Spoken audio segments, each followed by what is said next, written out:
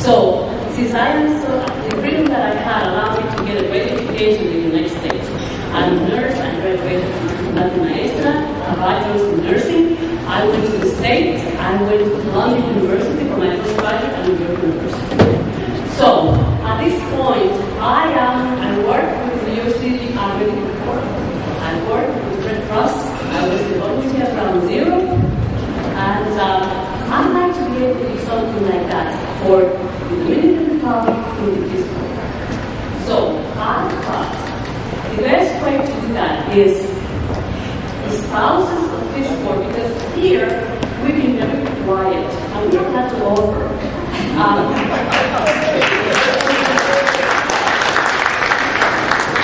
So, I have a proposal to make today. I also think a union organized for the nurses in New York. So, what about this? What can we do? How can we do it? And what support can we get? Well, what can we do? The spouses, men and women that are married to Peace Corps volunteers can, first of all, we can gather. Second of all, once we know one another, then we can do something. Well, what can we do? What strength do we have? What can we bring to this island? We can help the Peace Corps, or we can help the Dominican Republic. What do you think? Would that be a good idea? Well, great. Now what we need to do is, people can see who I am because I have this verb, mechon. So, then the next thing is, how can we organize? I'm coming back here in 3 weeks. I don't want to do missionary work in Honduras. I want to do here. So, having said that, what can we do today to meet men and women that are here today and would like to get involved in something like this? This would be very big, and it could be wonderful. So, anyone that would like to be part of the spouses of Peace Corps volunteers, raise your hand. 1, 2.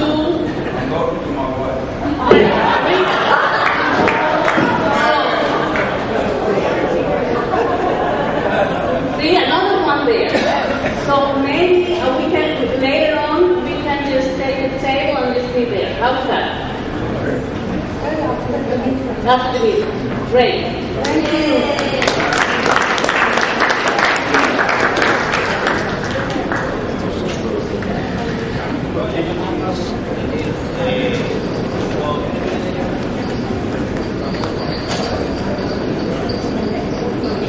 Not being one to let an opportunity go by, I'm going to recommend that as soon as this meeting's over, any of you that are interested in getting your spouse or yourself involved, that maybe all meet here in the back of the room and then decide where you want to go from there.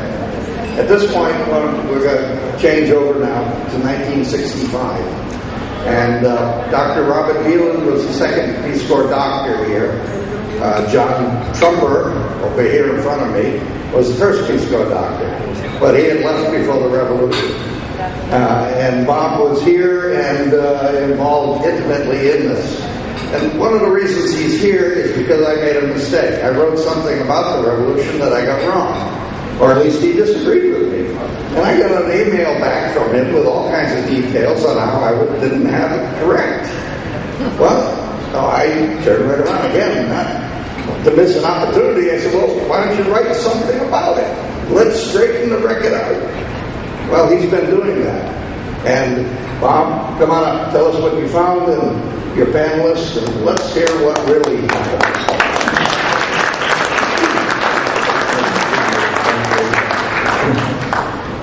Before I begin, I want to thank our participants.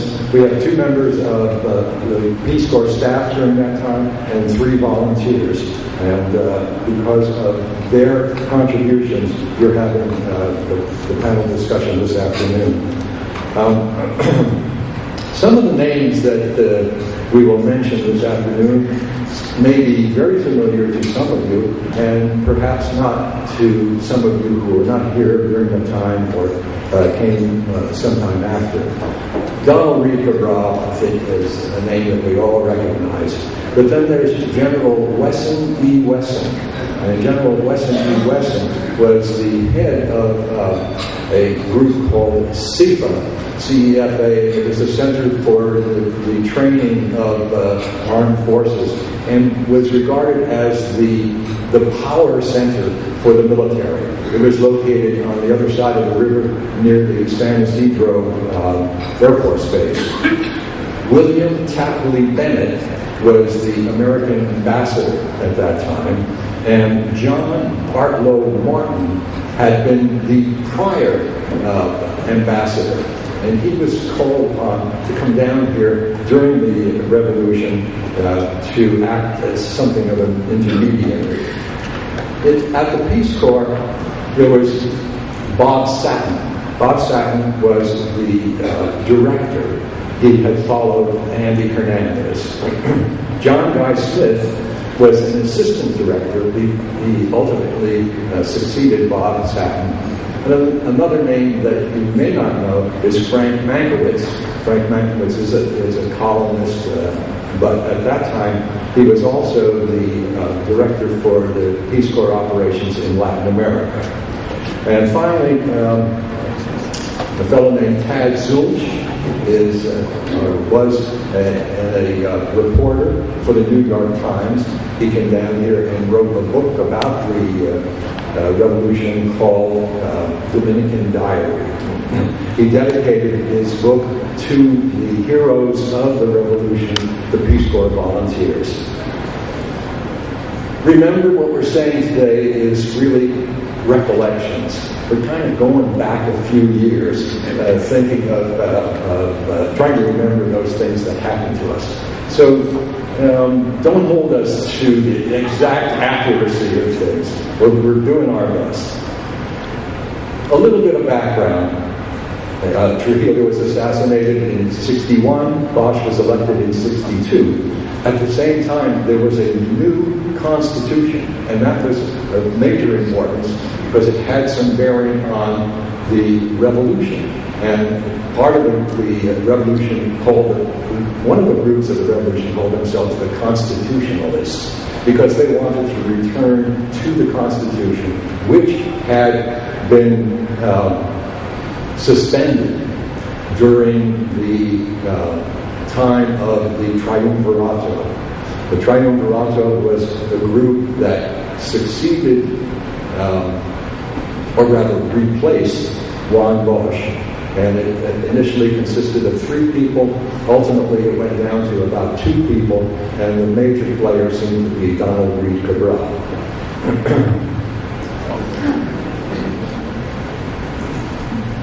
In the rebel group, there were those who wanted to restore the Constitution as the governing body of the country. They also wanted to bring back Juan Bosch because he was the president when he was ousted. General Wesson E. Wesson and his military group opposed this change. They may have been in favor of a change from the government of Donald Reed Cabral, but they were certainly opposed to bringing back Juan Bosch. A significant factor in the entire revolution, in my opinion, was the distribution of arms, rifles, grenades, machine guns that took place on the day after the revolution began. All right. Now, Kirby Jones, will you tell us when you arrived in the country and where you lived, and on that fateful Saturday of October 24th, 1965, what were you doing? Does it have to be turned on? that sounds good.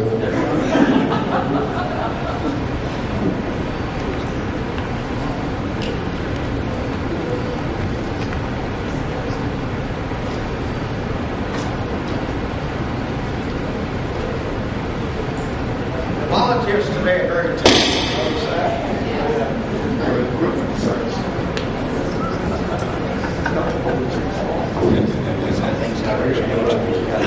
One, two, right? Okay. I'll get off from then on.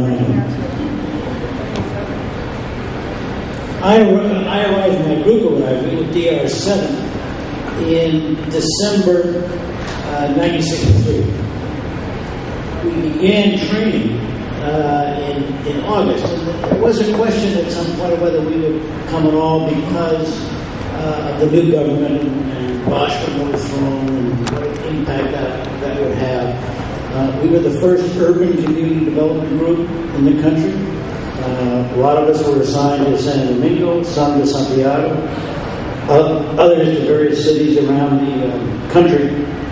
And we worked in the northern body.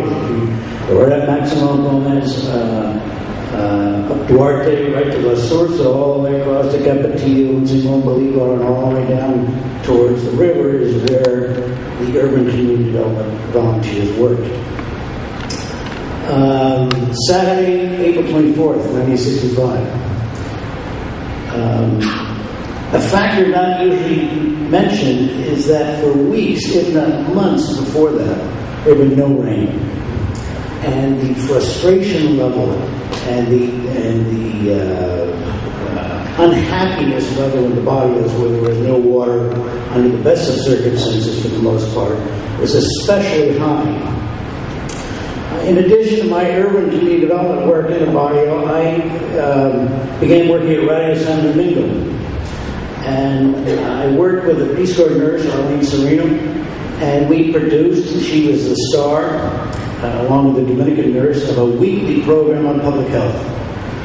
And so every Saturday I would go to Radio San Domingo to do this program. And Saturday, the 24th, was no different than any other Saturday, at least at the beginning of the day. And I went to Radio San Domingo. I was met at the door by a man named Manolo Quiroz, who is still alive. He was the director of the program and my main contact in Radio San Domingo. He met me at the door and said, "Kirby, there's no program today." I said, "What do you mean?" He said, "I don't know, some problem with the equipment. It's just not working. Come on, I'll take you back so you can get a go back to your body." And there was no question that I was going to get in his car and go. He met me at the door and so took me by the arm. We got in his car. We drove here, there, and the other place. He dropped me off on Duarte. And he said, "I'll see you later. And you can go back to your body." What I learned later is that Manolo Quiroz was the rebel inside man at Radio San Domingo. And he told me later that his job in the morning was to keep me out of the building. Because the last thing they wanted, he knew that Radio San Domingo was one of the first installations to be attacked, as indeed it was. And the last thing they wanted was some North American caught in that building when they first attacked. So that's how, in terms of, I didn't know it at the time, that's how it started. Bud, want me to go a little bit? I got back to the barrio, and I want to read to you to give you a flavor of what was happening. And I'm going to read to you from a journal that I kept all during the Revolution. Sunday, April 25th, 1965, 11:45 a.m. And in the middle of a golpe de Estado, the thing began last night to return Juan Bosch as president. A Radio San Domingo plea for people to come to the bridge to face the military tanks. Then Donald Reed Cabral comes on saying everything was okay. Then no radio at all. Just announced a plea for blood and that a lot of people have been shot. Around my house, the general atmosphere is quiet. 3:45, planes overhead. Plea for people to go to the palace to support Juan Bosch. More planes flying. emotional plea on radio for people to defend their liberty and remember the 32 years of Trujillo.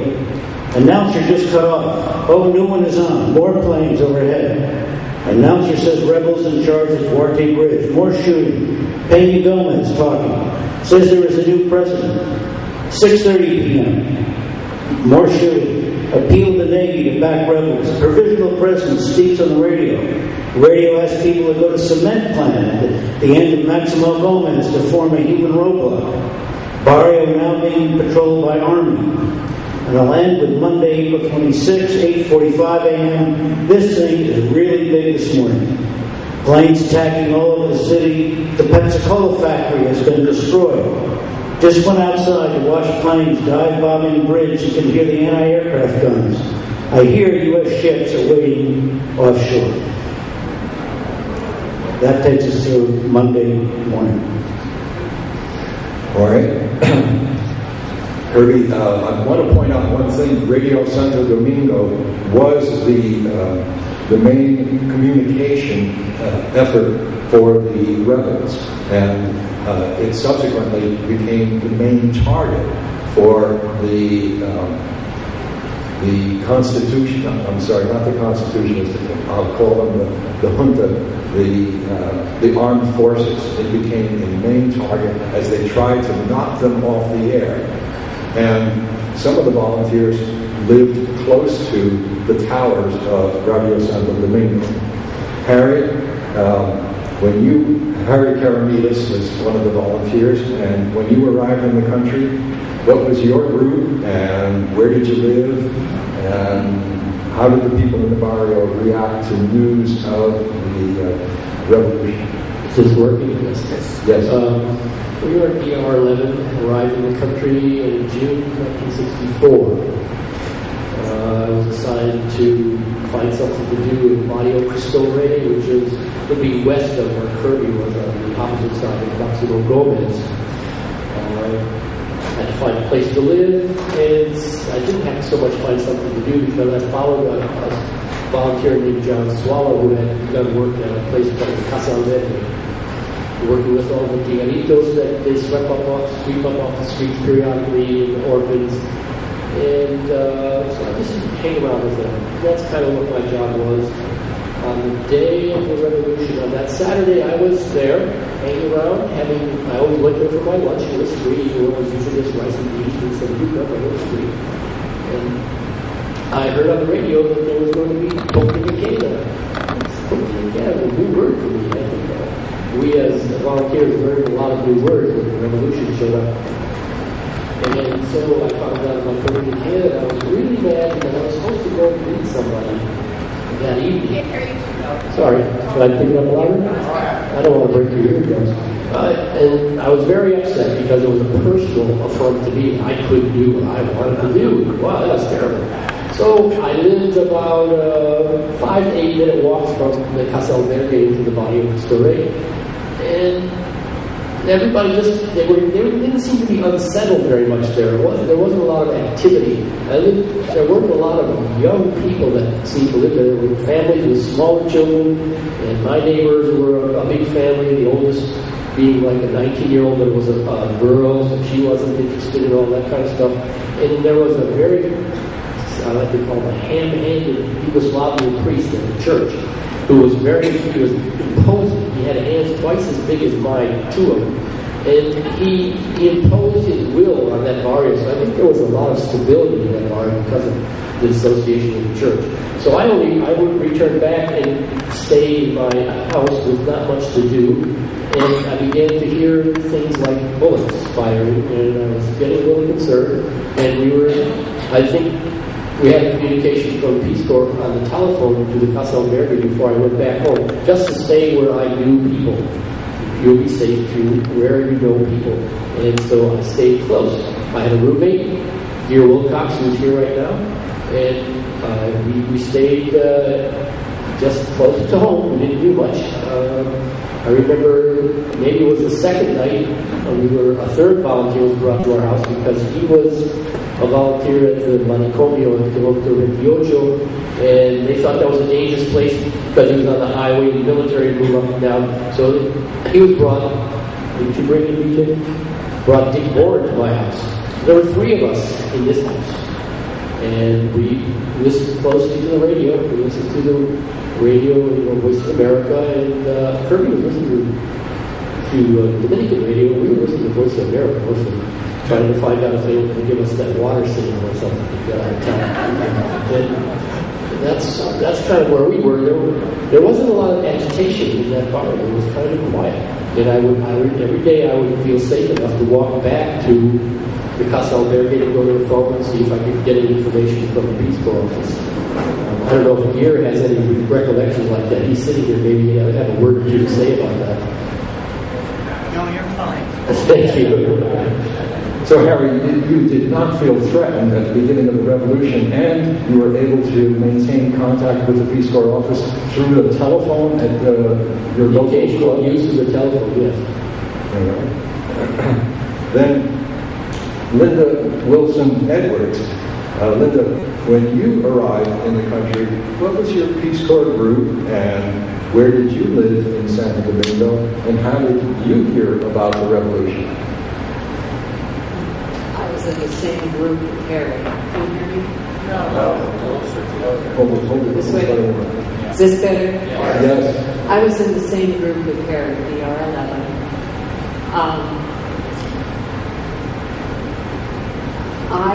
I heard about the revolution on the radio. Just Soft. and I'm sorry. Too soft. Sorry. And I just listened to my neighbors primarily. That's how I got most of my news. And my neighbors, Skip and Hazel Andrews, who lived down the path a ways. Hazel, can you refresh my memory on this? How did we stay in touch with the office? Was it through the cop shop? Well, remember we were supposed to go to the police station and Right. call it. And call in, yes. Then they attacked the police station. So I think you were at the police station. Could you repeat what she said? Yeah. What happened was that we were to stay in touch with the office by making calls from the local police station, which was nearby. And in retrospect, possibly not the best choice. But you know, at the time, we did that for a while. But mainly, I got my news from the neighbors who were listening to the radio and the news, and were very, very enthusiastic about the revolution. We're very, very anxious to reinstate their elected president, their original constitutionally elected president. Thanks, Linda. Steve Honore came to the country in August of 1963, and one of the first events that you experienced here was the Golpe de Estado of Juan Bosch. Can you give us a little bit of a background on where you had served as a Peace Corps volunteer prior to coming here in staff, and what was your impression of how the events took place, that is, public order, after or during the Golpe de Estado of Juan Bosch? Well, I did my Peace Corps service in Colombia before I came here, and I was a member of Colombia 1, which we probably claimed to be the first group. We have a going dispute with Ghana over that. When I finished my tour as a volunteer, I was offered a job to come to serve on the staff here in the Dominican Republic. So I went to Washington to be trained before I came down here. And say around the middle part of August, I was ready to leave. However, some of you may remember there was a big march in Washington coming up on, I believe it was August the 30th, at which Martin Luther King, among others, were going to speak. And now, of course, we refer to it as I had a dream speech. So I finagled my way to remain in Washington until that march. As an African American, I certainly wanted to participate in that. And I did. Then I got on a plane and came down here on August the 31st after that exhilarating experience. And 25 days later, Juan Bosch was deposed. As a result, I was held in Santo Domingo. They were going to establish me in San Francisco de Macorís as a regional ABCD for that area. So there were maybe a couple of months of insecurity and confusion before they finally took me up to San Francisco. Around 18 months or so later, I came down, as I did every week, for a staff meeting, and we were in a staff meeting at the Peace Corps office when Felix Rodriguez, who some of you may remember, was one of the caretakers of our office, came running up the stairs. Came running up the stairs and says, "There's a golpe de Estado." And that was the end of the staff meeting. I don't know what else you want me to say at this point. Okay. That's good. And DJ Warren, tell us how you became a staff member here. What was your Peace Corps background, and when did you arrive? And were you at that meeting where Felix came up? What was the response of the staff? Well, I was a Peace Corps volunteer in Peru from 62 to 64, and then I was hired to become an Associate Peace Corps representative. However, I had joined some interesting groups in the past when I was at the University of Colorado and couldn't get a security clearance. As a matter of fact, when I was a Peace Corps volunteer, I was in limbo, and all the rest of my group went to Peru ahead of me. So I worked in 3 training groups of Peace Corps volunteers prior to being allowed to go to the Dominican Republic. I arrived here in October of 1964, and I remember getting off the plane just thinking it was very, very hot. And then when the following October came, I was thinking it was very, very cold. So one does adapt. However, on that day of April 1965, April 24th, we all had sectors, and I was in charge of the nurses who were here working in the different hospitals doing training for nurses. I was in charge of the education volunteers and the urban community development volunteers who were all in the northern part of San Domingo. That particular morning was the dedication of a youth center in Capotillo.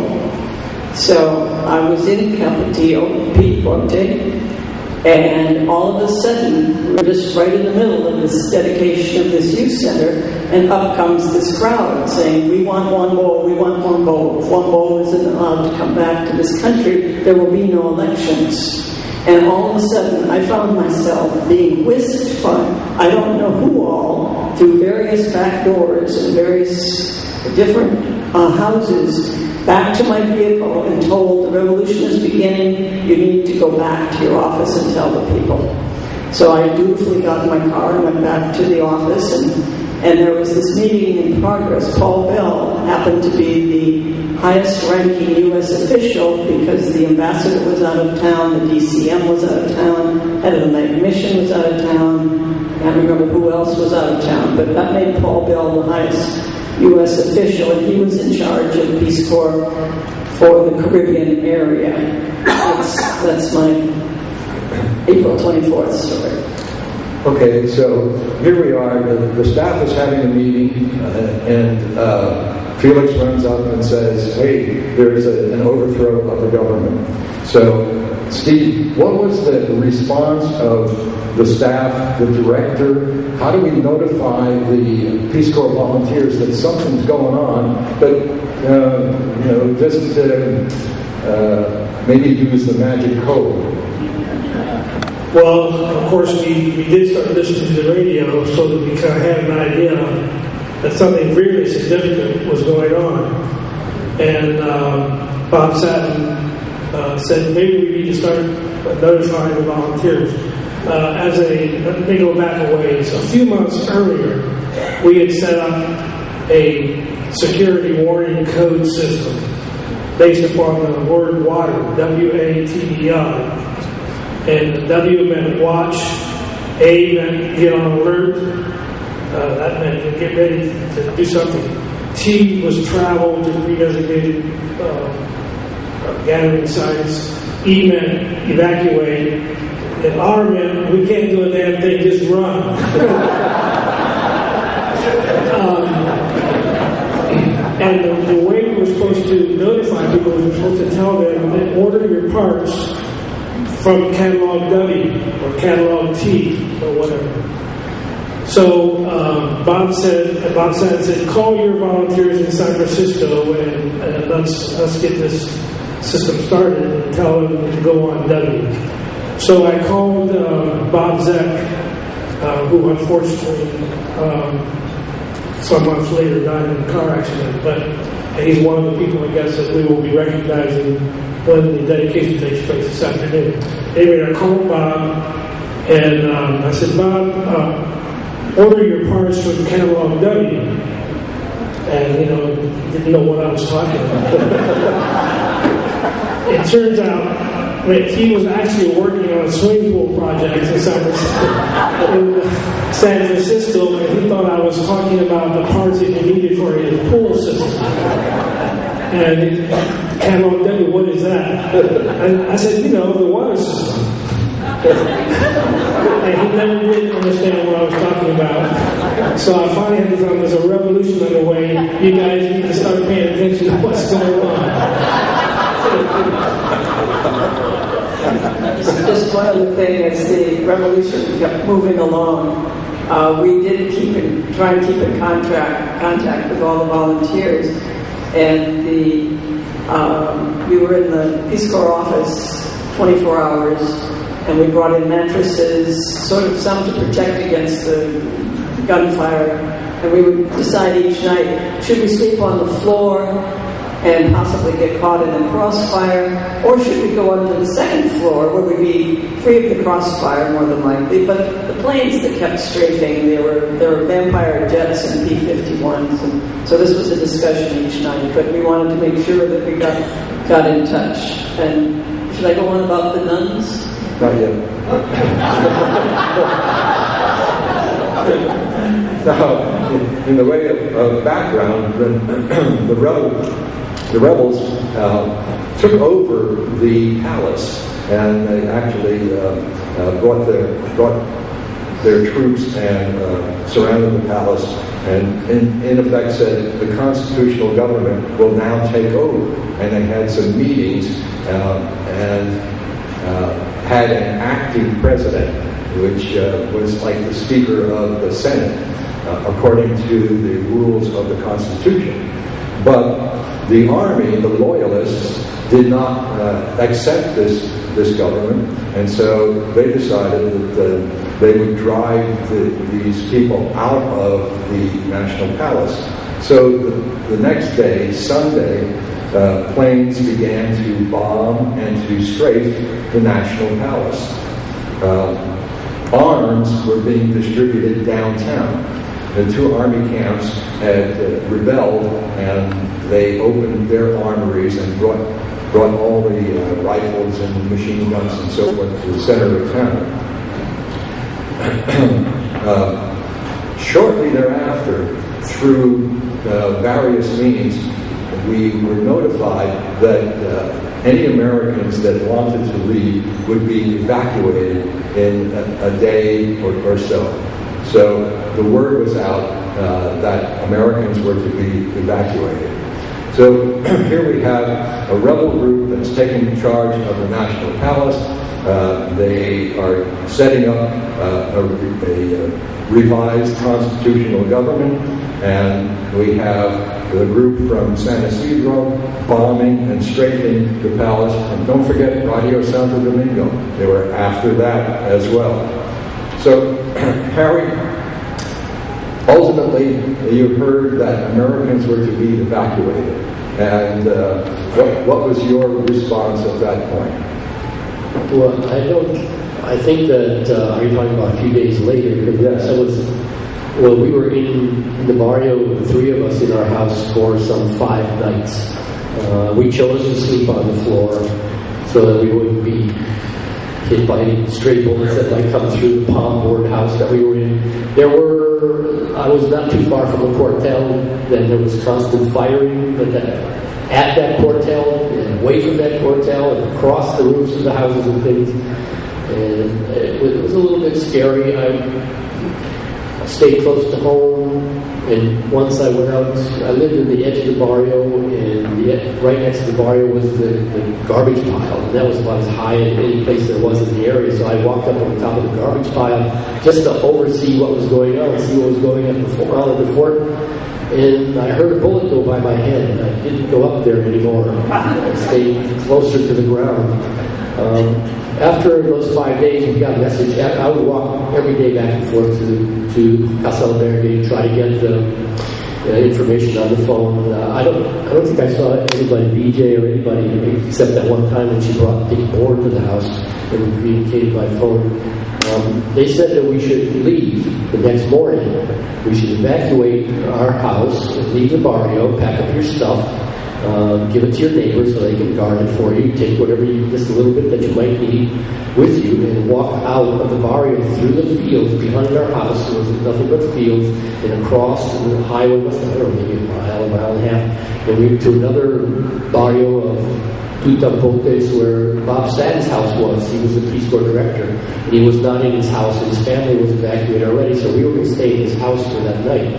So we were supposed to walk through all those ways, and in Gears, we were talking about it and getting ready to go, and Gears said, "No, you guys just go. I don't want to go. You don't worry about me. I'll be okay." He was going to sacrifice himself so the other two of us could be safe. And I'm thinking to myself, "Gee, I'm going to get out of here and leave all these guys behind." I'm getting scared at this moment. But we all walked out, three of us, hand in hand, pretty much. We saw airplanes strafing, heard bullets flying. We got to the highway and were cut off and just stopped as a rebel caravan went past us with machine guns mounted on whatever trucks they had confiscated or something. They weren't interested in us really, and they just went by. And we went into the barrio where Bob Stanton's house was, where we ensconced ourselves there. And we saw some of the neighbors around. We started talking. We realized these neighbors were all in favor of the loyalists. They were afraid the rebels were going to come and take their property, their stuff. And so they were armed. And we thought, oh my God, we went out of the frying pan into the fire. These people are going to be attacked and they're going to fight back and we're going to be dead. We didn't know what to do. So we just hunkered down in the house. I don't think there was electricity, so it was very dark. And there were planes strafing overhead with empty cartridges dropping on the roof of this house. I took one home with me. I still have it. And that's where we stayed until the next day when I don't know if we got driven out or we walked to the embajador after that. And that's where we got to the hotel at the time. Just, I think the day before the Marines actually began to set up a perimeter. Linda, what was the reaction in your barrio when you were told that Americans were to be evacuated? Did you have a chance to check with your fellow volunteers, decide, did you know that the Peace Corps was staying or going? You know, Bob, I don't recall getting that information. The evacuation information. Yeah. Hazel, again, I have to.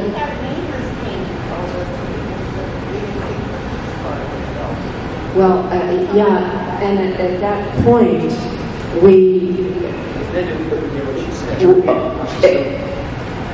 I was saying I don't recall getting the information that we should evacuate. And at the time that we would have received that information, we couldn't figure out how to do that without perhaps getting killed, because we were very, very obvious. There were no públicos. There was no transport. We just couldn't figure out a way to disguise ourselves with garbage bags or whatever. It just wasn't going to work. But this would have been after the Marines landed. I think that at least I felt fine in my barrio. During the early part, you nobody was. I was the least of anybody's worries. Nobody was concerned about me. But when we saw those big planes circling around and they landed, and I have to tell you that when that happened, when we saw the planes land, the people in my house who had been watching this, my little house was on a high point in the barrio, so you could see pretty well. And we had been watching nervously some strafing that was going on further downtown, and hoping that it wasn't going to come in our direction. So we were feeling a little nervous, but also just watching the show, and suddenly into the frame, out of nowhere, came these giant planes, 2 of them, maybe 3, obviously troop carriers, and ponderously circled and then landed. And my neighbors, everyone who was in my house, broke into cheers and applause, and they were terribly, terribly excited because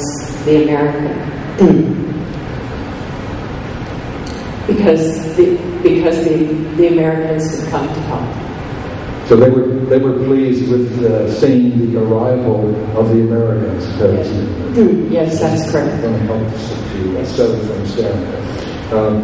BJ, what about the staff? Did they consider evacuating families, or what? I mean, the families were Americans, and the possibility existed that they could be evacuated. Since Peace Corps hadn't left in the first coup, everyone thought it would be good for the image for the staff and all the families to stay, and they were moved into the U.S. Embassy. The volunteers, as we said, we tried to keep in touch with, but the staff was originally going to stay, despite the fact that others were being evacuated. All right, so a little bit of background. Now we're into the second or third day of the revolution, and Americans are told to gather at the Embajador Hotel. From all across the city, Americans gathered there. A small contingent of Marines landed on helicopters and organized these evacuees, most of which were taken to Haina and were able to walk on board one of the Navy ships. Also, about this time, the loyalists or the junta troops were on the other side of the Duarte Bridge, that is the side that San Isidro is on.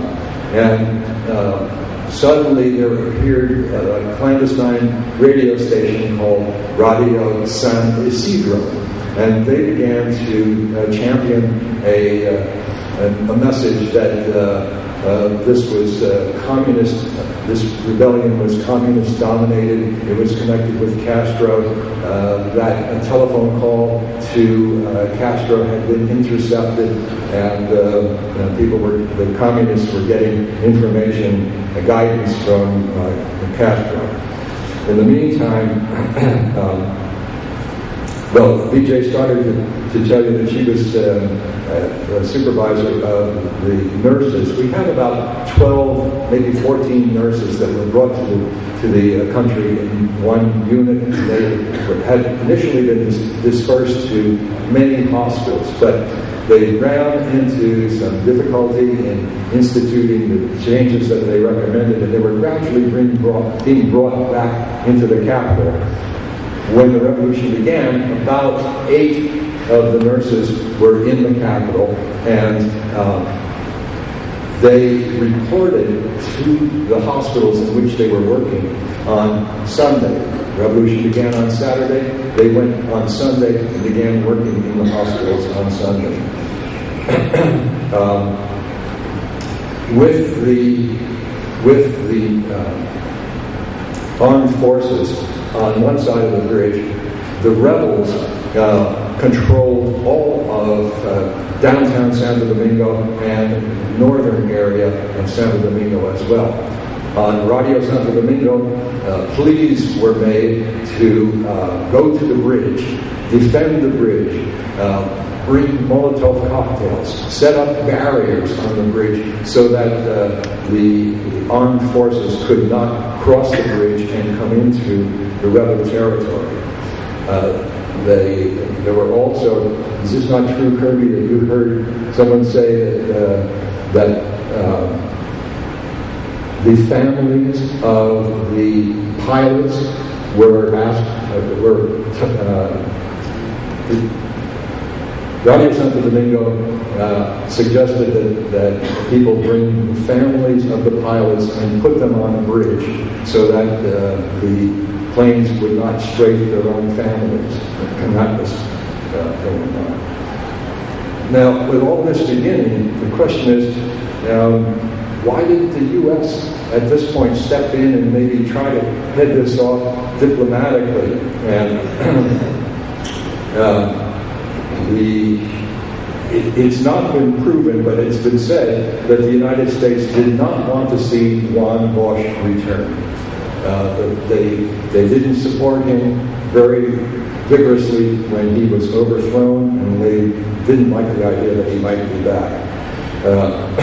So perhaps he was a little too liberal for our government at the time. The triumvirato seemed to work well with our government. But then this rebellion broke out, and was there a chance to head it off diplomatically? Steve Honore, will you tell us about your experience going to the embassy and seeing a group of individuals who had parked their arms outside the embassy? But let me say one other thing first. Understand that by this time now, the Western Hutu forces had their radio station, and the Constitutionalist forces had their radio station, being Radio Santo Domingo, which was the main government radio station. So both radio stations were broadcasting what you might consider to be propaganda, trying to gain support of the population. Radio Santo Domingo had numerous community organizations streaming through there one after another, saying that they were supporting the revolution and so forth and so on. Radio San Isidro didn't have very many organizations coming, as I remember, but they did have these things like the call to Castro and so forth. If they were trying to convince the population that the uprising was communist inspired. Now I've forgotten the question that you asked. You went to the embassy. Oh, yes, okay. Well, one of my tasks was every day I had to go out to the hospitals where the nurses were working to check on them, deliver supplies, that sort of thing. And by the way, you heard Franklin Polanco speak this morning. He didn't say anything about this, but he did say that he was the head of the ambulance corps of the Red Cross. And the Red Cross became the host country agency to host the Peace Corps at that point in time. But we always have to have a host agency to work for, and all the government was shut down, so we didn't have anybody to work with. And it was probably a stroke of genius of Bob Satin to organize this, so that now we're working with the Red Cross. So I had Red Crosses taped to the sides of my vehicle, and that in part was the reason we didn't have a problem. But Franklin Polanco actually was ahead of all of that, and he organized my trips to go out to the hospital. And sometimes he personally drove me to these hospitals. So I had been out and seen what was going on. And so one day, I don't remember which day it was, but it was probably Tuesday, which was the third day. I went over to the embassy. I happened to have a personal relationship with the ambassador because he had come to San Francisco some months earlier to visit, and he was well received. And so the two of us kind of got along. So I decided to go in and talk to him to tell him what I had seen. And I was coming in the embassy. Several combatants were coming out. They looked rather dejected, and all of their weapons were lined up on the entrance just outside of the embassy. They were picking up their stuff and kind of talking to each other, and I could see that something was going on. So I went in and spoke to the ambassador. I was able to get in to see him right away. And I told him I'd been all around the city, and it seemed to me that there was a tremendous amount of support for this uprising, that we should support it as a country. And he said, well, Steve, I just talked to the leaders of the rebel forces, and they came in and they asked me to do something to stop the fighting. And I told them you can stop the fighting by turning in your arms and quitting. So he basically was telling me that whatever I was telling him at that point, he wasn't accepting that analysis of what was going on. So I left, kind of dejected myself, I guess, at that point, coming out of the embassy. And that was when the United States was beginning to kind of consolidate a position. Now, the ambassador, I think we mentioned earlier, the ambassador had been out of the country when this revolution started. And as I recall, the only two political officers in the embassy, diplomatic officers in the embassy, were two guys who were in like their first or second assignment. And they were kind of pulling their hair out, not knowing what to do. The entire military leadership was away in Panama at a conference, and the ambassador was in the States with consultations. But they did manage to bring the ambassador. They got him back into the country, and that was the day that he had returned. And that was why I went in to talk to him. Kirby, VJ, you have something to say? Just one thing about the embassy. The political officer at the time, who shall remain nameless, who was the only one who was very much thinking that we had supported this constitutional government and we would be foolish not to support the return of it. His next assignment was a third visa stamper in Tampico, Mexico. Kirby, were there gun battles and fighting going on in your barrio or near your barrio?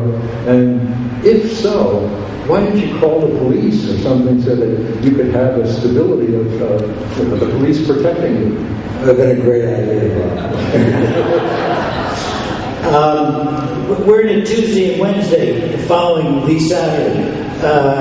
And as Linda was saying, you could look up in the sky. I counted 13 airplanes at one point. It was like being at the movie Bridges of Tokyo-ri. I mean, I remember thinking at the time, this is like a movie, only it wasn't. So there was real fighting going on. It wasn't until Wednesday that the fighting reached my body. And if you don't know where Simon Bolivar is, it's way in the north, almost directly north. They've been shooting around at night. You hear machine gun fires going on. There were roadblocks beginning to be established at Nicholas Leovando and Albert Thomas to stop the cars. There's no electricity, but you could hear the planes every night. Martial law had been declared, and what rebels do, so all over the world, one of the first places they go is to the police station because they need arms. And the police station in my barrio was about 2 blocks down from my house. And there was no doubt that there was a fight going on down there because you could hear it, and you walk out my door and peering around the telephone pole, you could see it. It was, and the police there was no fighting. As soon as the rebels started coming, they dropped their arms, get out of town. But they couldn't get out of the body. I went down to my closest family's house, which is about a half a block from the police station, to find out what was going on. And the police station had been taken over. And I said, "Where are the police? Where'd they go?" And they said, "They're inside this house under the bed." And I peeked in, and there they were. And so, in a decision of, it probably didn't make a whole lot of sense at the time, but at that decision, I decided, well, I'm going to stay here for a while because the mobs were circulating looking for these cops, and I'm going to sit in the front porch of this house with my family, thinking, well, they're certainly not going to go after any Americans, right? So anyway, I sat there for about 4 or 5 hours. Night came, the police changed their clothes, they went out the back door, and they left. I presume they survived, but I'm not sure. But that was the first day, really, when this became really personal, real. I mean, the baseball team that I played with had gone down to the bridge. The third baseman of my team was carrying a machine gun around the body.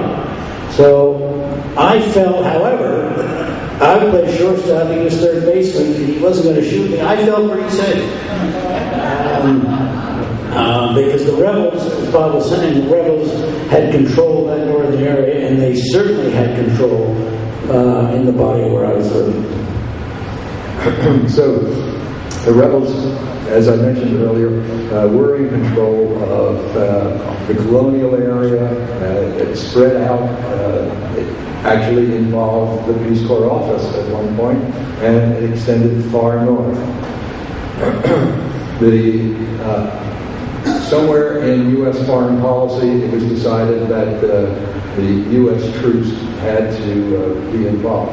Steve Honore, how did you learn that U.S. troops might be involved? Can I say something else first before I answer that? My analysis, at least, of what was going on is you had a division in the military. And we keep referring loosely to the rebels and the loyalists. But really what you had was there was a dispute within the military. Everybody was upset with the tribe group. They were tired of them. There was a lot of corruption going on. And there was a dispute as to whether or not to bring Ron Boyce back.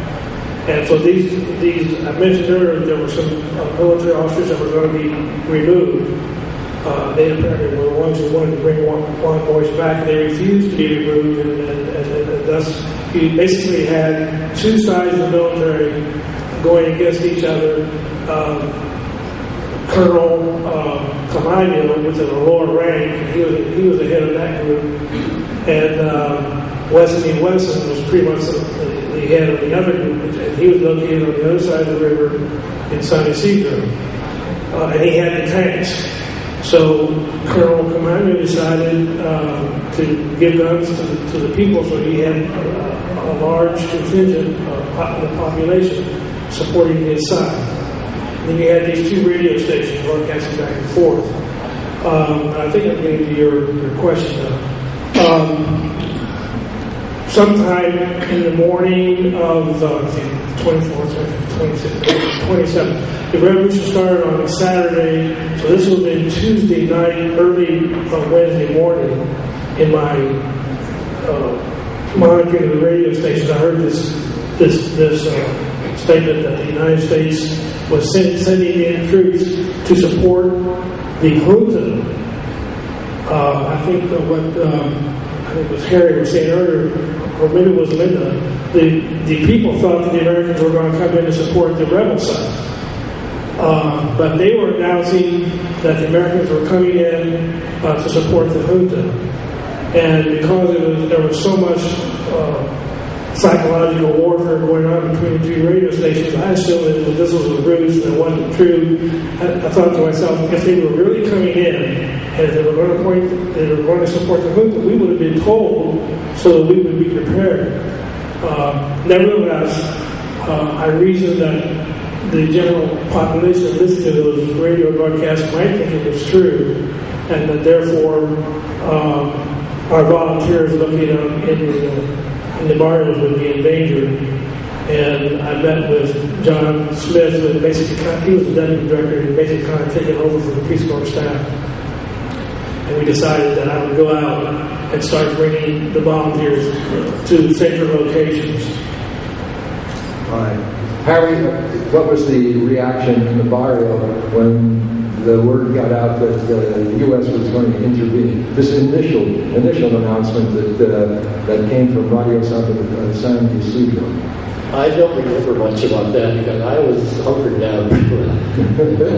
I don't have any feeling about it. It was stayed calm in the vicinity of my house, and I had only one side of the barrio because I was the last house in the barrio, so the other side was nothing to react to.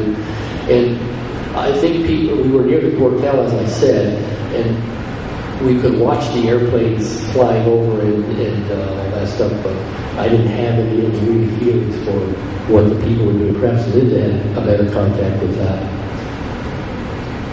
Linda, you told us earlier that people initially were pleased to see all these big planes passing over. So they were very pleased, and I was considerably more cynical than they, and knew in my heart that I knew what was going to happen. Is that answering? That's certainly answers. Kirby, what about your barrio, the response? There was no real response to the U.S.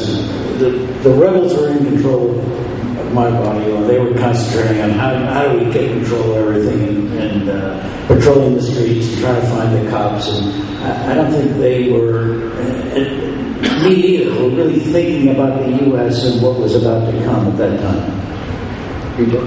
Since I was on the telephones in the Peace Corps office, we received a lot of phone calls just from Dominicans saying, please, please, please send in the troops. Please, the situation is deteriorating. Please send in the troops. And I would always give them the number of the U.S. Embassy, saying, I'm sorry, we're the Peace Corps. We don't involve ourselves in political situations.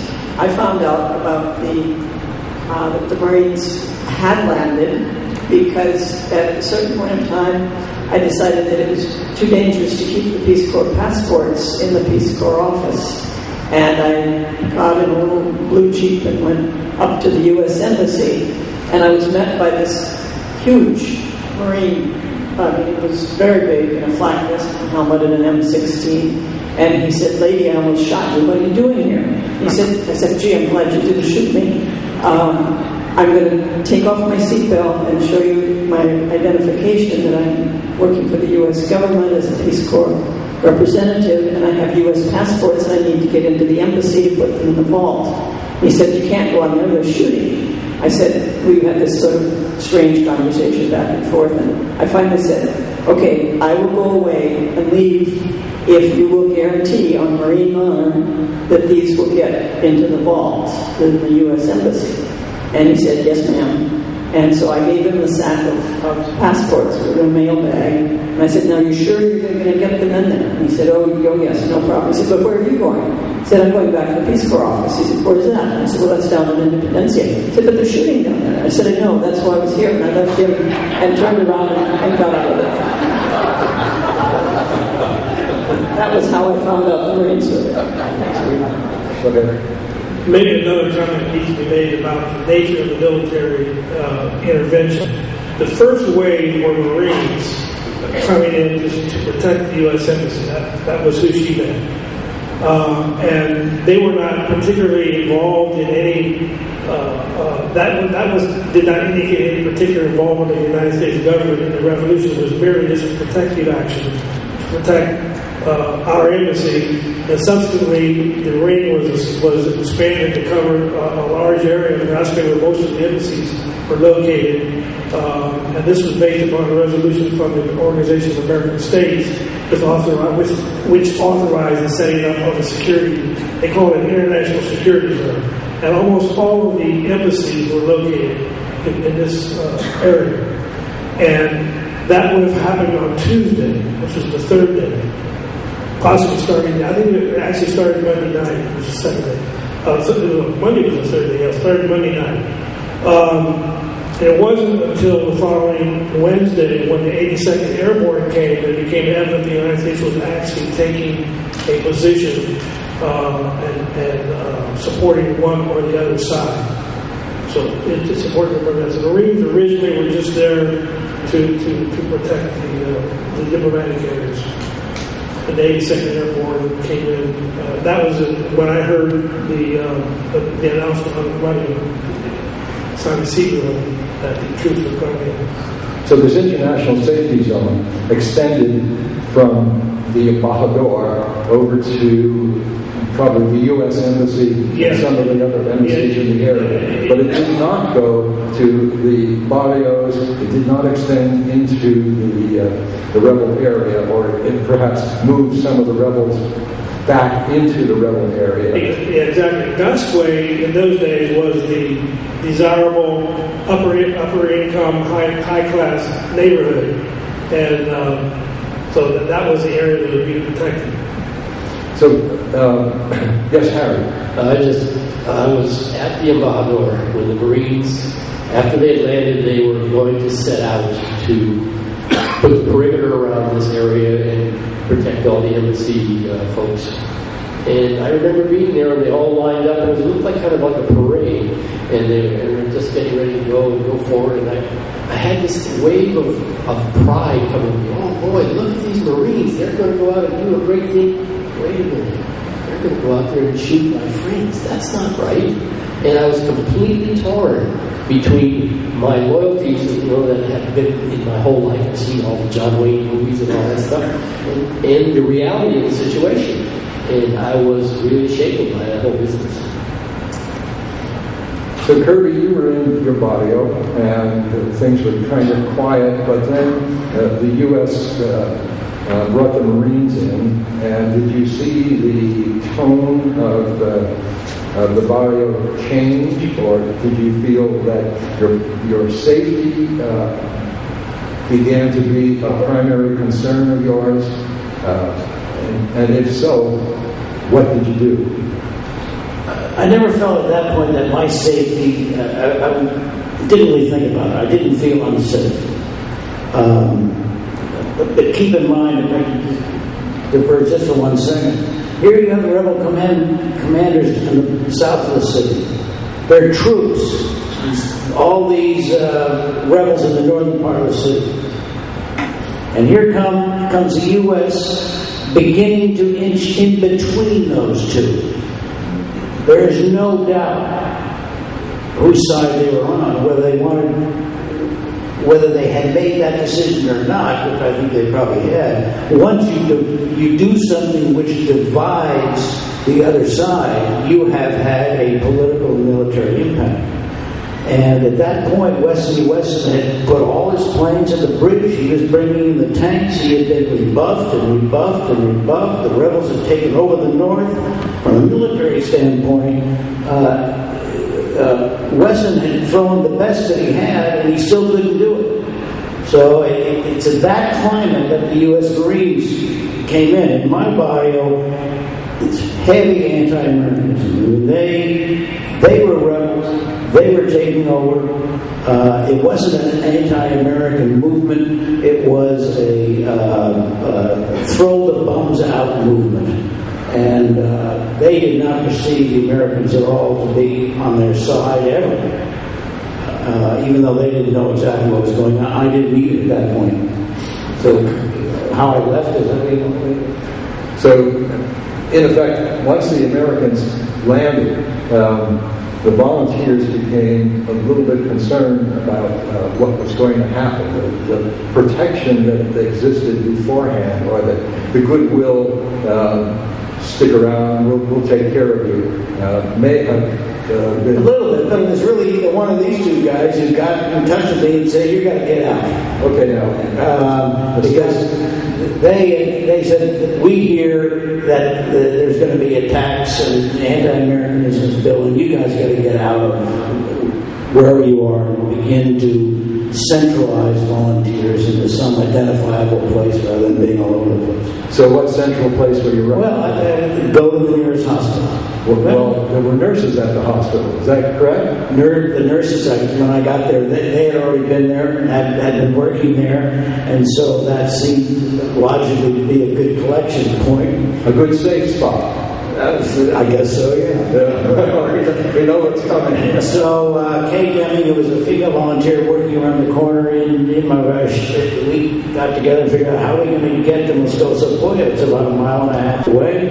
Out the entrance to the body, you turn right at Nicolas de Amando, you got to walk to almost Maximo Gomez.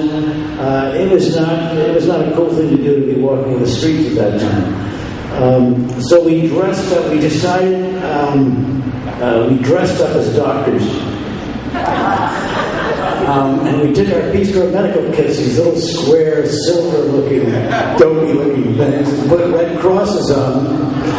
And I don't know what we wore, something that looked what we thought looked medical-like, and started walking out. Started being very cool and casual about the whole thing, a Sunday stroll.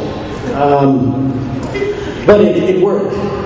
We walked. I forget where we got a ride. I don't think we did. Unimportant. But we got out, and as dutifully instructed by one of these two guys, we went to the hospital. Linda, did you go to the hospital as well? And once you got there, what did you find? Well, I did go to the hospital along with Hazel and Skip, although not under our own power. Steve came and evacuated us, looking for all the world like an ambulance driver with appropriate band and so forth. And so that's how we ended up. And what were the conditions in the hospital? In our hospital, they were certainly grim. They were nothing like I have heard that Moscoso Pueblo Hospital was. There were plenty of dogs. I think that we weren't receiving as many wounded as they did, but it certainly was a very grim scenario, and without the Peace Corps nurses, it would have been very, very, very ugly. They were magnificent, and I wish that a Peace Corps nurse were here who had experienced this and could tell you what it was like. I can only tell you what they did, and it's just not the same. But they were remarkable. They just stepped right up and they did what had to be done. And I saw Alice Meehan, for example, a very strong red-headed nurse who was extremely concerned about gas gangrene. I saw her on more than one occasion go toe-to-toe with a recalcitrant doctor. It was they really did it. They were wonderful. What did you do in the hospital? Well, I was considerably less heroic because I wasn't. I had no medical training. So what I ended up doing was functioning as a water girl.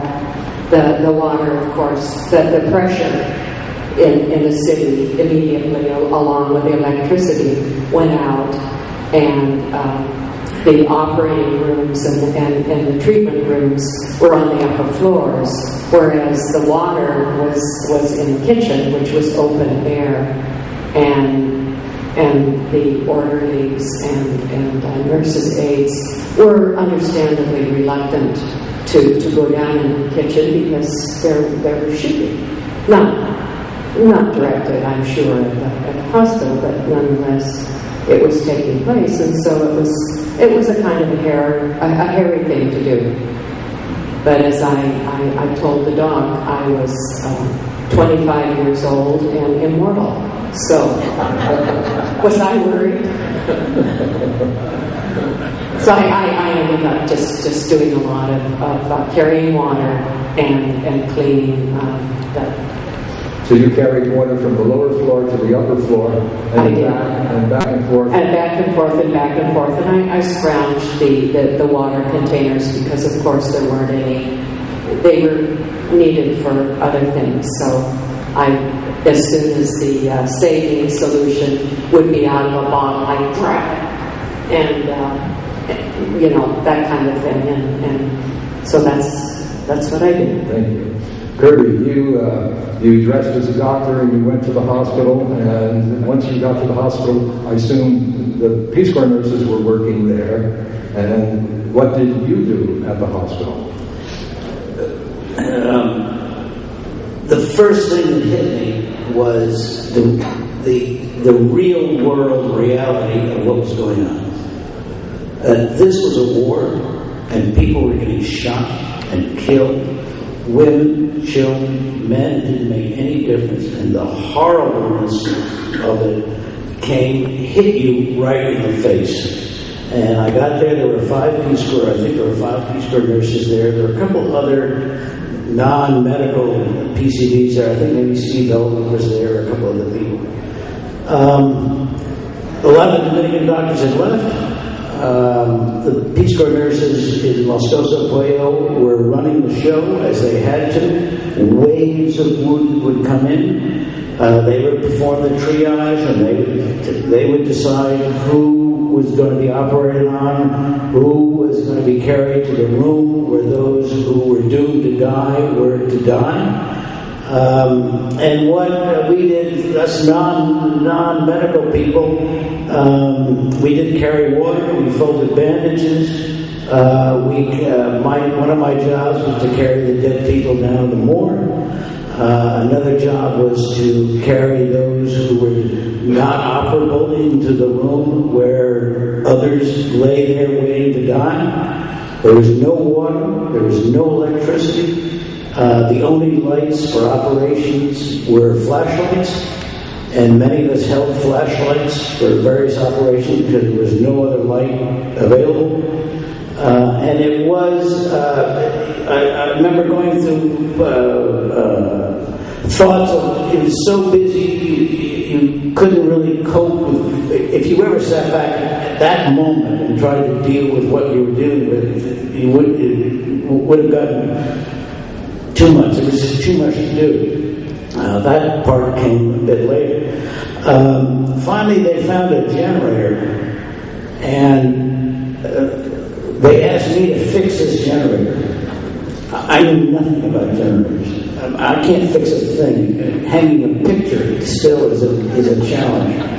But I was to fix this generator, and it was outside. And somehow I got it going. And I think a Dominican was helping me, I don't know, but how many people does it take to start a generator? But we got it going. And so I then became the generator guy. And I was on duty to start the generator. Every time there was an operation, which was sort of all the time, around the clock, I was to go out and start the generator. But you had to go outside to start this generator, and that's where the shooting was. And so it was dicey.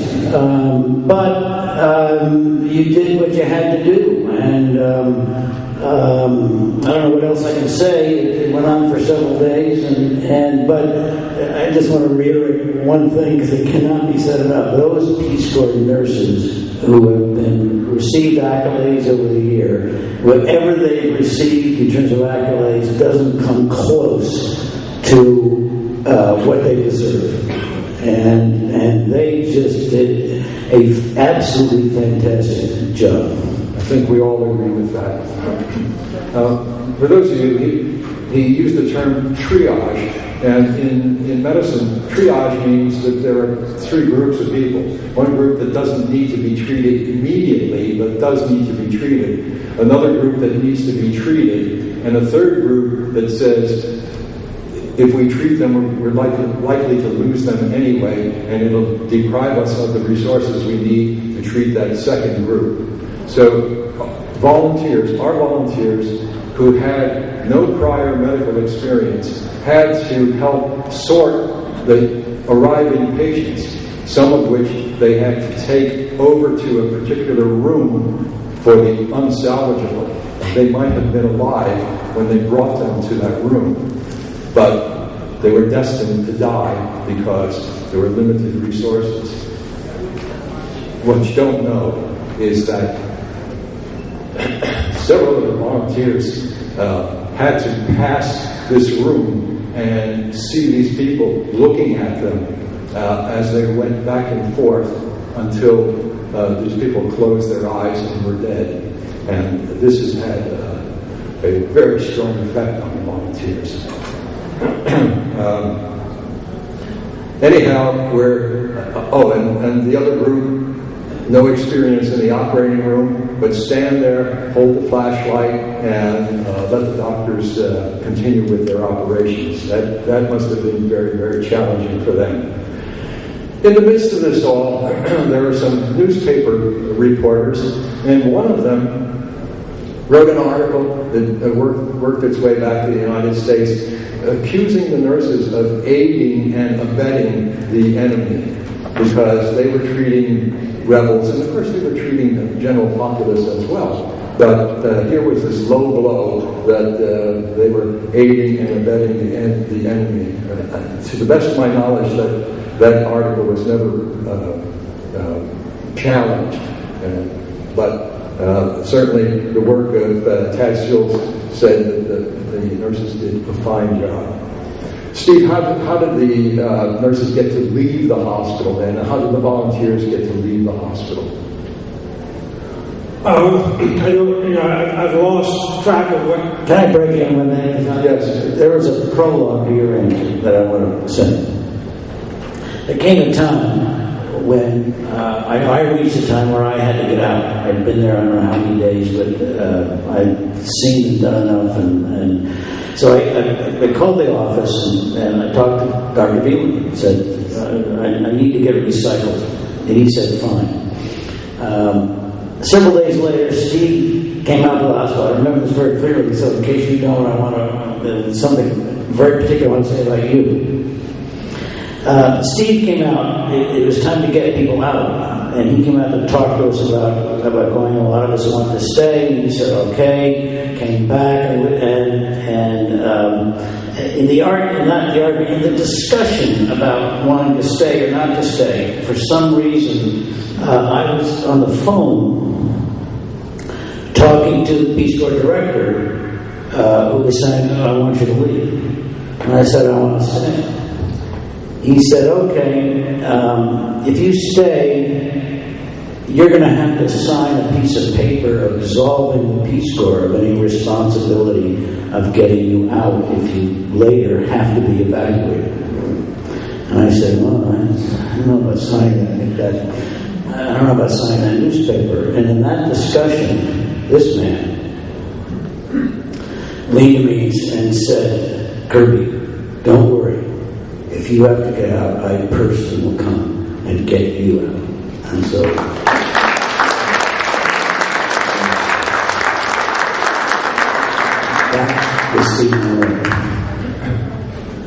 there came a time, and I can't remember the number of days that we were into the revolution at this point, when apparently word came from Washington that we needed to get the volunteers out of dangerous way. And so the director about sent me out to bring it in. So I went to the first hospital, and I can't remember if it was Ibar. Were you at Moscoso Pueblo or Ibar? Okay. I think I went to Moscoso Pueblo first, but that's whenever it was, and he said, happy.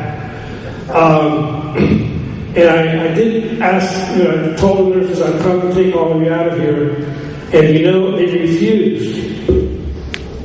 They refused to leave. And I was so proud.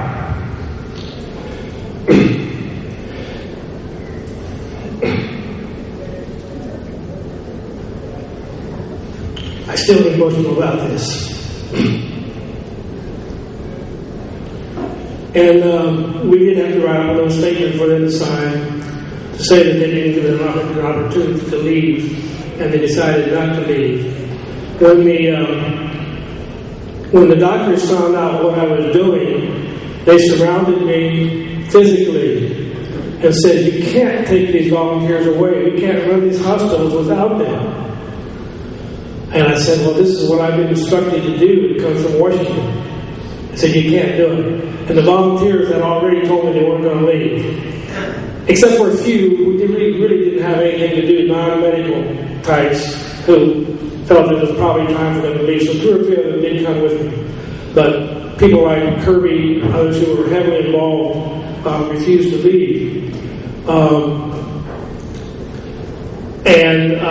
I was not able to communicate back at that particular time. The telephones weren't working. I remember this.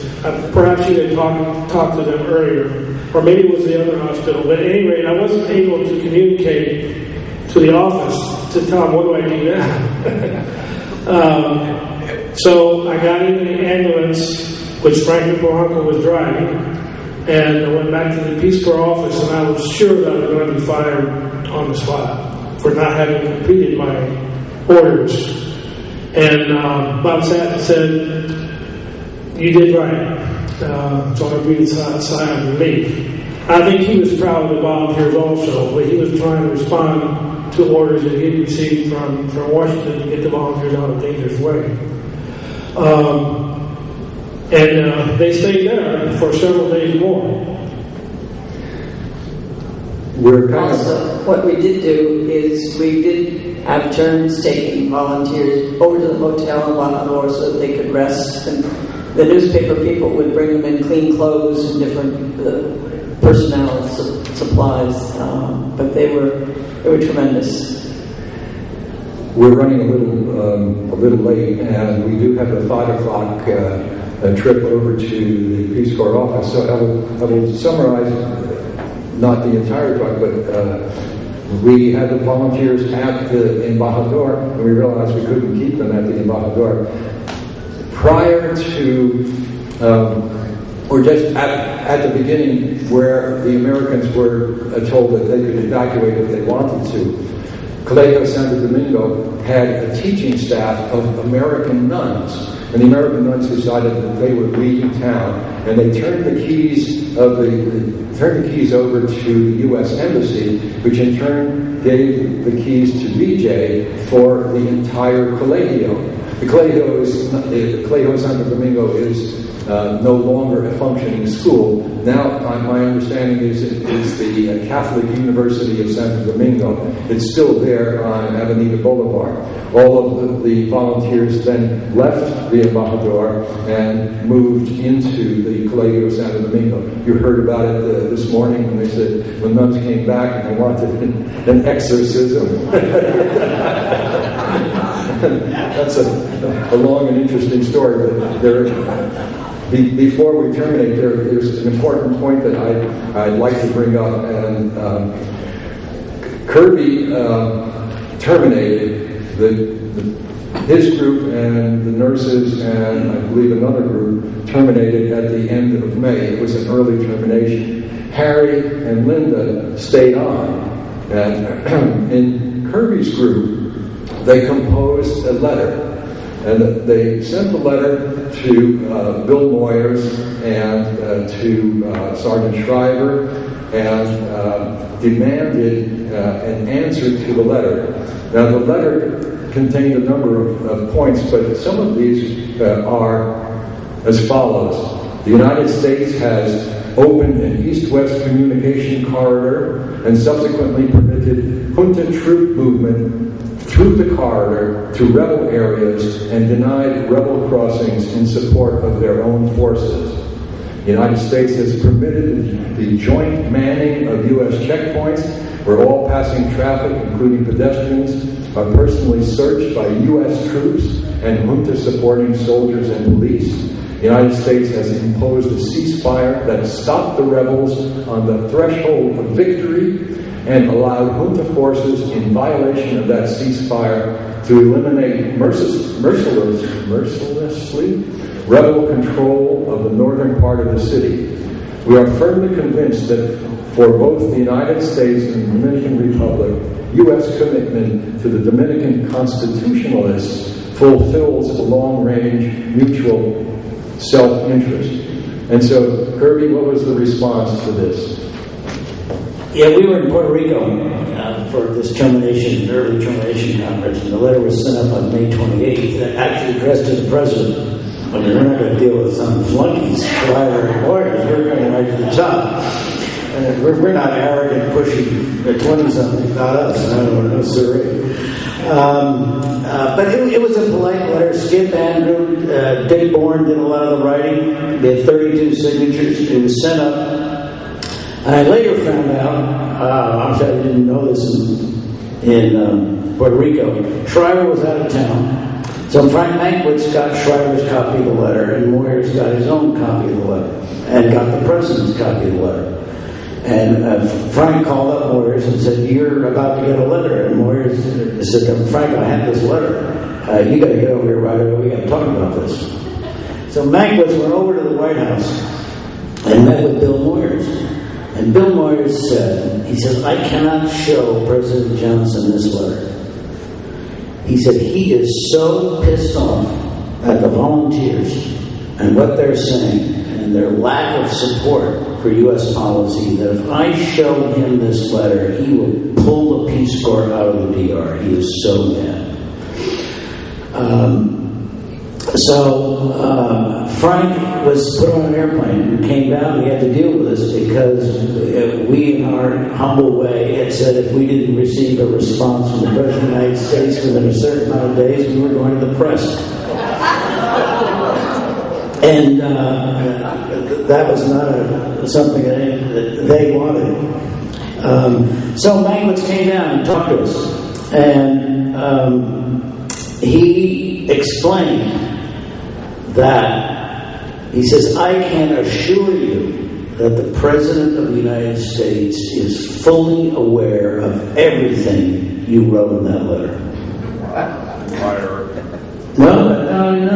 I heard, because I wanted to, he saw the letter. But Frank didn't say that.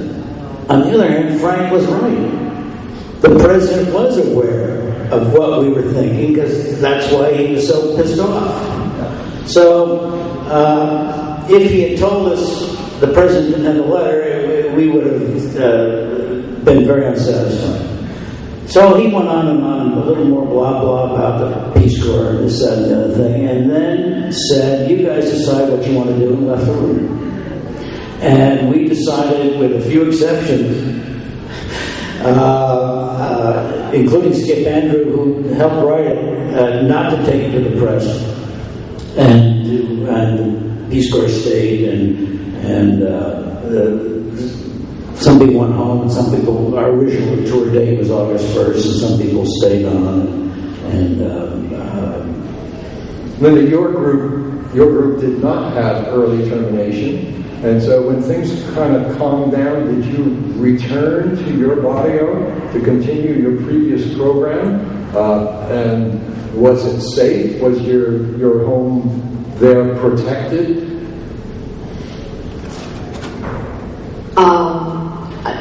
That's an awfully hard question to answer, Bob, because it's been a long time ago, and it would be perception. I didn't feel safe, but here I am today, so apparently it was. I was very uncomfortable when I arrived in my barrio to discover, is it okay to tell this? Okay. To discover that there was a tank that was pointed at my house. This was a very disconcerting thing, as you can imagine. It was a Dominican tank, and it was at the end of the block where there was a little market. And there it was. And what's a person to think? So at first I was kind of in denial, and then I did realize, yes, it's there, and yes, by God, it is pointed in my house. So I went. I tried to be cool for a day or two, and then I went to talk to the gentleman at the tank, and I said, buenos dias.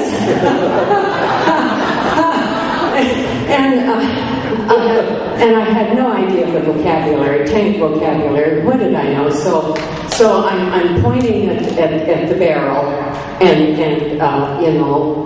and then pointing at my house, and then going like this. And so the young man said to me, "Well, I'd like to help you out, but I don't know how." And in retrospect, replaying this after many years, I'm thinking that maybe he saw a ponytail come stomping up to the tank and saying something about a barrel in her house that needed to be shot. Because here I was speaking something that probably sounded sort of like Spanish but wasn't quite doing the job. And so I think probably what he decided to do was just play dumb, and it worked out okay. My house stayed intact. Eventually the tank was moved, and everybody was happy. What can I tell you? Can I ask Ed one anecdote? Is he telling you to start closing this up? Okay. I want to read just a one-sentence entry from my journal. June 12th, 1965. Bob Hope arrived today. Bob Hope arrived, and I thought, a lot of us thought, man, this is the major leagues. Bob Hope doesn't go anywhere unless it's not the lounge. We're in the main room here. Okay. Anyway, forget U.S. had more troops in San Domingo than we had in Vietnam at the time.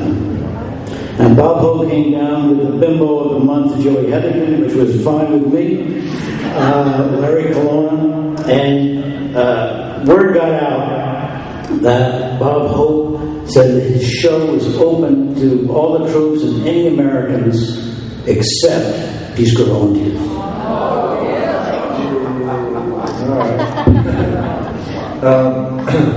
So Harry, let me ask you, how did the revolution affect you personally? As you look back on it, what effect has it had on you, your life, your viewpoint of American foreign policy, your viewpoint of the Peace Corps, kind of broad spectrum? Broad spectrum. I would say that I'd always been a rebel, but I think it made me a radical. And I think that I was very disappointed in the reportage that went on. Being at the Embajador for a number of days and associating with all of the people in the press who were writing stories, and getting the Time magazine afterwards and seeing what they wrote, I saw them write lies that they didn't. All they had to do was go outside the building and look in the streets, and they would see that it was a lie. I haven't read Time magazine since then. Thanks, Harry. Linda, how would you say that the revolution affected you personally?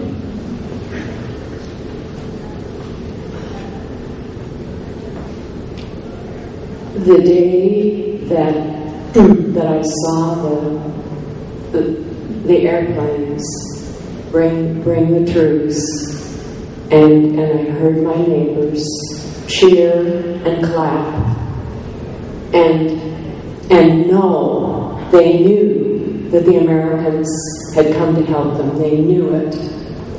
And standing there with them and knowing what was ahead has put a crack on my heart that I don't think will ever heal. Excuse me. I didn't mean to get emotional about that. There were terrible things that happened to the Dominican people. It was a sad, a heartbreaking, terrible time. And one volunteer's broken heart doesn't really amount to much. But you did ask, and that's the answer. Kirby, your turn. Several things. One, I agree with Harry. It was a very radicalizing experience for me. It's the first time I saw my country lie about things that I knew were happened the exact reverse. And so that really affected me. Secondly, the hospital. The experience in the hospital was very, very difficult. And it's something I've never forgotten and will probably never forget. But finally, on a positive note, May 10th, 1965, if nothing else, this experience has given me such pride and honor to be part of such an organization as the Peace Corps. At a time when its existence and its purpose was threatened in ways which perhaps has never existed before or since, where there was so much anti-Americanism, where the idea that was formulated by Shriver and Kennedy and all the others at the beginning, that you can send people overseas and do what you did and do what the volunteers today are doing, that is a valuable, worthwhile idea, was tested in San Domingo, and it survived with flying colors. And it's a tribute to what hasn't been said to Bob Beelan and BJ and Steve Honoré and John Guy Smith, who risked their lives to save us, and all the other nurses and volunteers and everybody. It cemented the idea that personal relationships matter, the idea works, and to those volunteers who are doing their thing today, that idea is still there. And what you're doing is yet taking another step. And so, for me, I look back and how lucky I was to have this opportunity, and how proud I am to be one in this room and see everybody else. But it's just a nice, very cool thing to have done and to have been a part of. I mean, that's the main thing I took away. Thanks. I want to thank the panelists for taking your time, giving us your contributions. It took a lot of work, and I truly appreciate it. I want to thank the audience for your attention. I hope that, yes. You didn't answer the same question. How did it affect you? Exactly. You're smart as the monitor. How does it affect the monitor? I have to say, in large respect, it increased my cynicism of the U.S. foreign policy, of the press, of the media, and after that, the Vietnam War began to heat up, and I looked at that with a jaundiced eye at all times. Now I continue to do that after Iraq and who knows what else.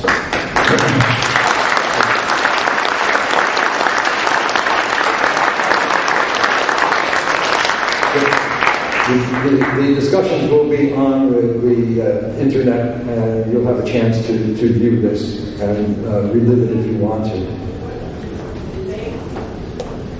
We don't listen to them anymore. I'm afraid that we have to end because 5 o'clock is the time for. I'd like to say something. Yes. We'd like to thank you. Yes. putting this together and giving these people a chance to tell their story. Okay, I believe you do.